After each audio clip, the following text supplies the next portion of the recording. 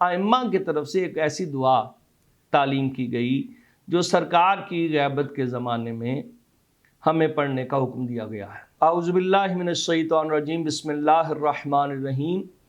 ہم جس زمانے میں زندگی گزار رہے ہیں یہ سرکار امام زمانہ علیہ الصلوۃ والسلام کی غیبت کا دور ہے، اور یہ بہت مشکل دور ہے غیبت امام میں، اس لحاظ سے کہ ظاہری طور پر آپ کو امام کی ذات سامنے دکھائی نہیں دیتی، آپ ڈائریکٹ امام کی ذات سے متصل نہیں ہو سکتے۔ ویسے تو امام زمانہ حاضر و ناظر ہیں، لیکن ہماری کمی کوتاہیاں ہمارے اور امام کے درمیان میں حائل ہوتی ہیں۔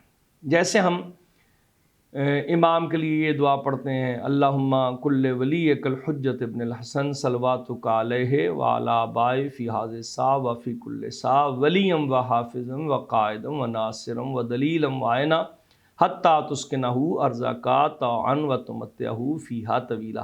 دعا امام زمانہ کے نام سے ہمارے بچے بچے کو یہ دعا یاد ہے۔ اس کے ساتھ ائمہ کی طرف سے ایک ایسی دعا تعلیم کی گئی جو سرکار کی غیبت کے زمانے میں ہمیں پڑھنے کا حکم دیا گیا ہے۔ پتہ نہیں کیا وجہ ہے کہ ہم دیگر دعاؤں سے اپنے آپ کو مستغنی کر بیٹھے، یا ہم تک وہ چیزیں پہنچی نہیں کہ جیسے جس طرح کا ائمہ کی طرف سے دعا امام زمانہ پڑھنے کا حکم ہے، اسی طرح غیبت امام میں اس دعا کو پڑھنے کا حکم ہے جو میں آپ کے گوش گزار کر رہا ہوں۔ اور جن کی حاجت پوری نہ ہوتی ہو، معرفت کی کمی ہے، اپنے عقیدے کی حفاظت کے لیے اس دعا کو روزانہ نمازوں کے بعد اپنا ورد بنائیں۔ بہت لمبی دعا نہیں ہے، مختصر سی دعا ہے، آپ کے گوش گزار کر رہا ہوں، اور اس کا ترجمہ بھی، اور اس امید کے ساتھ کہ آپ اپنی نمازوں کے بعد میں اس دعا کو پڑھنا فراموش نہ فرمائیں گے، اور مجھ جیسے حقیر سید صبی حیدر شیرازی کو بھی اپنی دعاؤں میں یاد رکھیں گے، اور کاروان قاضی الحاجات کی ترقی کے لیے یقیناً آپ دعا گو۔ اللہم صلی علی محمد و آل محمد۔ کوئی بھی دعا انسان پڑھے تو اس سے پہلے اور آخر میں درود پڑھنے کا حکم دیا گیا، لہٰذا اللہم صلی علی محمد و آل محمد کا درود اپنی زبان پر جاری کیجیے۔ اس کے بعد اللہم عرفنی نفسک فإنک إن لم تعرفنی نفسک لم أعرف نبیک، اور بعض جگہوں پہ رسولک کا لفظ بھی موجود ہے۔ اللہم عرفنی رسولک فإنک إن لم تعرفنی رسولک لم أعرف حجتک۔